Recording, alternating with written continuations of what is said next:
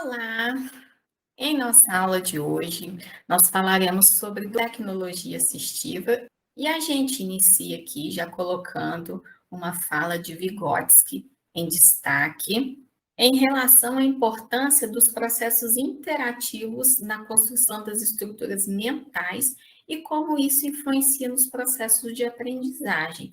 Porém, as pessoas com deficiências, elas enfrentam uma barreira a essa aprendizagem, uma vez que há a necessidade do desenvolvimento de recursos de acessibilidade. E assim sendo, a tecnologia assistiva é um dos principais avanços da humanidade em relação a uma melhora significativa na qualidade de vida dessas pessoas, uma vez que ela pode oferecer a independência funcional da pessoa com deficiência, bem como melhorar a relação dessa pessoa com o meio em que ela vive, além de estar amenizando os déficits sensoriais. Então, tecnologia assistiva é o quê? É toda e qualquer ferramenta ou recurso utilizado com a finalidade de proporcionar uma maior independência e autonomia à pessoa portadora de deficiência. E a tecnologia assistiva, ela é classificada em baixas tecnologias e altas tecnologias. Então, vamos começar aqui com as baixas tecnologias. As baixas tecnologias podem ser produzidas ou adaptadas de acordo com a necessidade de cada pessoa com deficiência. Um exemplo que eu coloquei aqui de uma baixa tecnologia é a pulseira de pesos. Para que serve essa pulseira de pesos? É para aquelas pessoas que apresentam movimentos involuntários e, quando apresentados nos membros superiores, podem estar dificultando a digitação. E a segunda classificação, altas tecnologias, já são recursos mais sofisticados, com recursos eletrônicos e podem ser controlados por computadores. E o exemplo aqui de teclado adaptado. E esses tipos de teclados, eles são utilizados por pessoas com deficiência física ou mobilidade reduzida, que proporcionam uma maneira alternativa de utilizar as teclas. A tecnologia assistiva, ela encontra grande dificuldade para registrar todos os recursos utilizados para as pessoas com deficiência, porque muitos recursos são criados e não divulgados, tendo em vista que são realizados conforme a necessidade da pessoa e normalmente são caseiros. Esse é um ponto negativo, porque se houvesse essa divulgação, esses recursos poderiam ser testados, pesquisados, adaptados e até mesmo prescritos para outras pessoas com deficiência. De toda forma, nós temos 11 categorias elencadas como assistivas, que nos ajudam a visualizar as possibilidades existentes. São elas: auxílios para a vida diária, CAA-CSA, comunicação aumentativa, suplementar e alternativa, recursos de acessibilidade ao computador, sistemas de controle de ambiente, projetos arquitetônicos para acessibilidade, órteses e próteses, adequação postural, auxílios de mobilidade, auxílios para cegos ou com visão subnormal, auxílios para surdos com déficit auditivo e adaptações em veículos. Todas essas categorias são elencadas como assistivas. A informática na educação especial. Nessa parte, a gente vem falando como que temos a possibilidade do uso da informática como recurso para reabilitação e habilitação de pessoas com deficiência. Nós damos destaque aqui para esse trecho. Um computador compreende dois elementos básicos, o hardware e o software. Nós já falamos isso numa aula anterior, mas vamos de novo. Então, vamos lá revisando.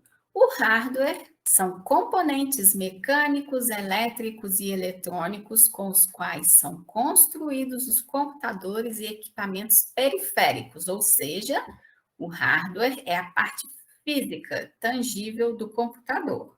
Já o software são os programas, procedimentos e documentação que permitem usufruir da capacidade de processamento fornecida pelo hardware. Assim, concluímos que o software é a parte lógica, isto é, os programas do computador. Então, a diferença é básica: hardware físico, software, parte lógica, programas, ok?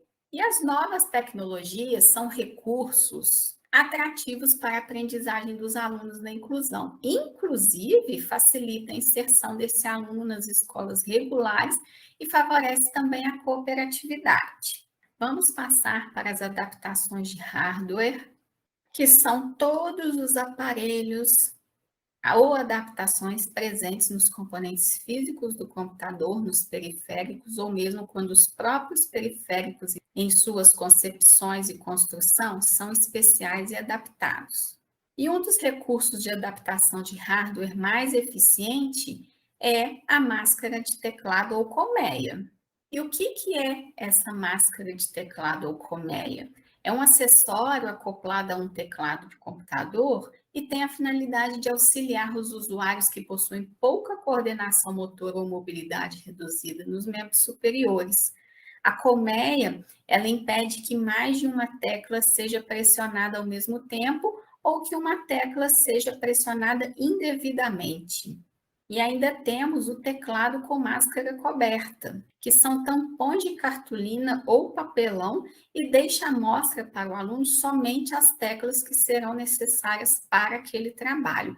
E dessa forma, a diminuição dos estímulos visuais. E o profissional, né, o professor ou a equipe multidisciplinar que trabalha com esse aluno, poderá confeccionar diferentes tipos de tampões de acordo com a necessidade das teclas que serão apresentadas para a utilização do software. E além dessas adaptações de hardware, existem muitas outras que podem ser encontradas em empresas especializadas, e eu vou colocar alguns exemplos aqui para vocês. Os acionadores especiais, e os acionadores especiais são um recurso de tecnologia assistiva que tem por objetivo de acionar ou ativar algo. A função do acionador varia de acordo com o dispositivo em que o mesmo está plugado. Então, pode ser como um mouse, uma tomada, uma luminária, ventilador, um brinquedo, entre outras tantas possibilidades. O próximo modelo aqui são os mouses adaptados, que são os mouses utilizados por pessoas com deficiência física ou mobilidade reduzida. E eles proporcionam uma maneira alternativa de utilizar as teclas. E o último aqui, monitores com telas sensíveis ao toque. Então, esses monitores touch, eles também auxiliam essas pessoas que têm a dificuldade de estar movimentando o mouse, ela vai direto na tela e clica na função que ela deseja. Muito interessante também.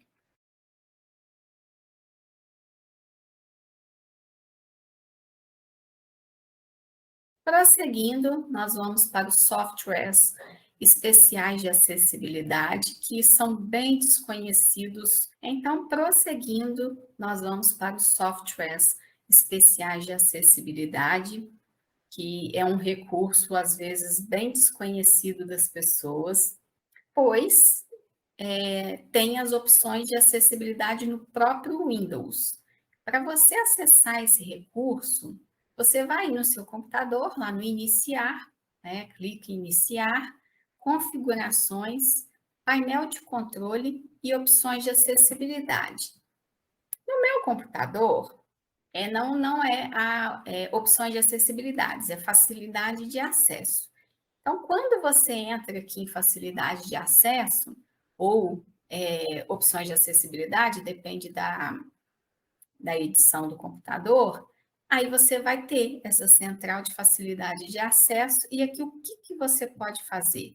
Você pode permitir que o Windows sugira configurações, otimizar exibição visual, substituir os sons por indicações visuais, alterar o funcionamento do mouse, alterar o funcionamento do teclado, tem esse ícone aqui, reconhecimento de fala. Você pode iniciar o reconhecimento de fala e configurar o seu microfone também. Então, Desta forma, várias modificações poderão ser feitas para adaptação às necessidades dos alunos com alguma deficiência. E um exemplo bem simples é o aluno que tem uma coordenação motora comprometida e não consegue utilizar o mouse. Ele vai poder utilizar apenas o teclado, porque é só ir aqui no íconezinho alterar funcionamento do teclado e configurar o computador. E a partir daí, a parte numérica que fica à direita do nosso teclado vai estar realizando os comandos de seta do mouse. E além dessas que eu mencionei, tem outras funcionalidades também, como contraste de tela, teclas de aderência, enfim, entrar ali na configuração, futicar bastante e achar o recurso que você precisa. E na internet também, nós encontramos muitos sites que disponibilizam programas gratuitos para as pessoas com deficiência. Eu vou mostrar para vocês aqui o da Universidade do Sul da Bahia, que disponibiliza em sua página vários downloads de softwares gratuitos e eu vou mostrar para vocês. Então, aqui, ó, nós estamos na página da UFSB, Universidade Federal do Sul da Bahia, e aqui, ó, para cada deficiência já tem os softwares.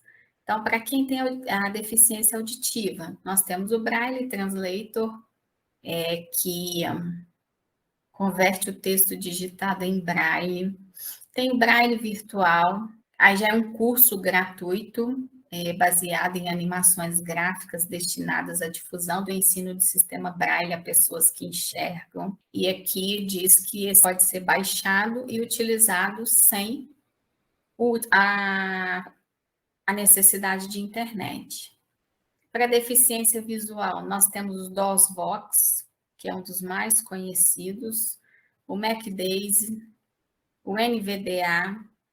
Para quem tem deficiência motora, tem o Motrix, que é um software gratuito que permite que as pessoas com deficiências motoras graves possam ter acesso a microcomputadores, permitindo um acesso amplo à escrita, leitura e comunicação por intermédio da internet. Quem tiver curiosidade, é só acessar aqui o site que eu vou deixar para vocês, ok? E aqui nós temos um caso apresentado no terceiro Congresso Ibero-Americano de Informática na Educação Especial em 2002, e eu achei bem curioso, é o caso desse aluno aqui, o Raimundo, que é tetraplégico de uma escola da Bahia, que com auxílio de simuladores no computador, ele consegue escrever, desenhar e até jogar, ação que antes seria inimaginável acontecer. Esses tipos de simuladores podem ser racionados com ruídos, pequenos movimentos voluntários ou até mesmo a piscada ou o movimento do olho. No caso do aluno em questão, Raimundo, ele acionava com sopros no microfone e pequenos movimentos da mão, como mostram as imagens. E como eu mencionei anteriormente, para as pessoas com deficiência visual, o software DOSVox é muito utilizado e esse software ele foi criado no núcleo de computação da Universidade Federal do Rio de Janeiro e permite que as pessoas com deficiência visual utilizem um computador comum para desempenhar várias tarefas e trazer assim a sua independência nos estudos e no trabalho. E para finalizar esse assunto, para a gente escolher quais os recursos de acessibilidade nós devemos utilizar com os alunos, tem que ser feita uma análise, a escuta dos profissionais que fazem o atendimento a esse aluno, normalmente é uma equipe multidisciplinar, para se chegar à decisão de qual o melhor recurso a ser utilizado para ele. Um exemplo atual que eu tenho é um aluno do 5º ano na minha escola, ele tem baixa visão.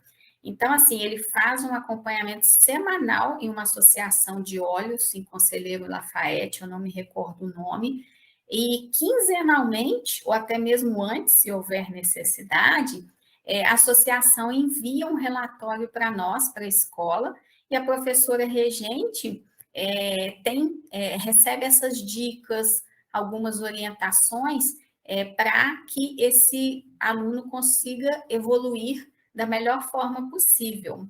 E além da baixa visão, ele também é hiperativo e está sendo investigado até também a possibilidade de autismo. E assim, com essa comunicação efetiva, né, nós vamos adequando as ações para que o aluno consiga transpor essas barreiras do dia a dia. E assim, lembrando, né, que a gente tem que contar com o apoio da família também, é primordial. É só assim esse aluno vai ter um sucesso na sua aprendizagem.